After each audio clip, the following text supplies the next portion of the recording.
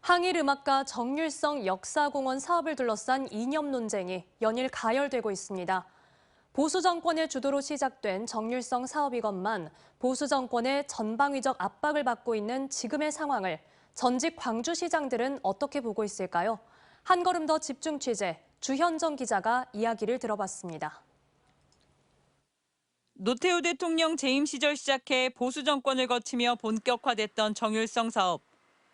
본인 재임 기간 동안 정율성 사업을 추진했던 역대 광주시장들은 현재의 이념 논란을 안타까워했습니다.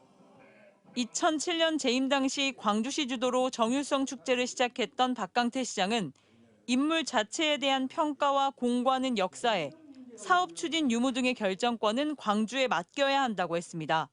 정부와 지자체 간에 불편하게 논쟁을 하고 어렵게 되면은 결국은 손해는 지자체입니다.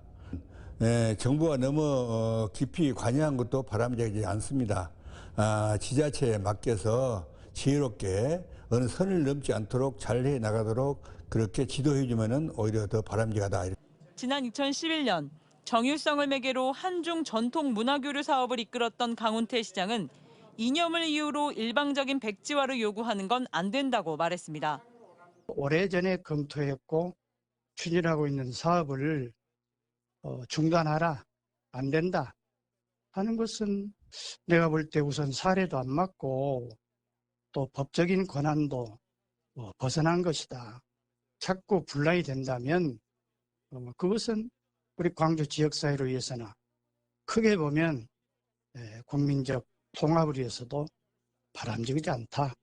이제는 자제하고 시에 자치단체에 맡기고 현재 논란이 된 정율성 역사공원 사업 예산을 임기 동안 집행했던 이용섭 시장은 정파적 접근이 아닌 향후 한중 관계까지를 고려한 입체적 고민이 필요하다고 말했습니다.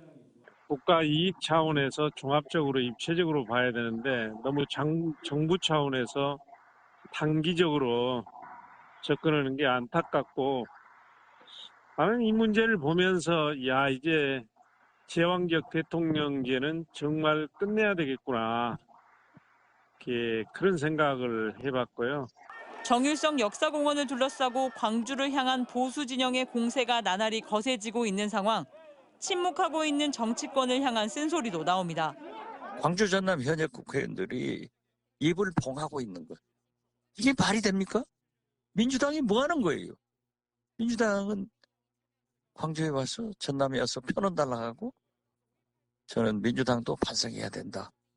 광주의 해결사가 되겠다는 중재자가 보이지 않는 가운데 광주는 원치 않은 이념 논쟁으로 내몰리고 있습니다.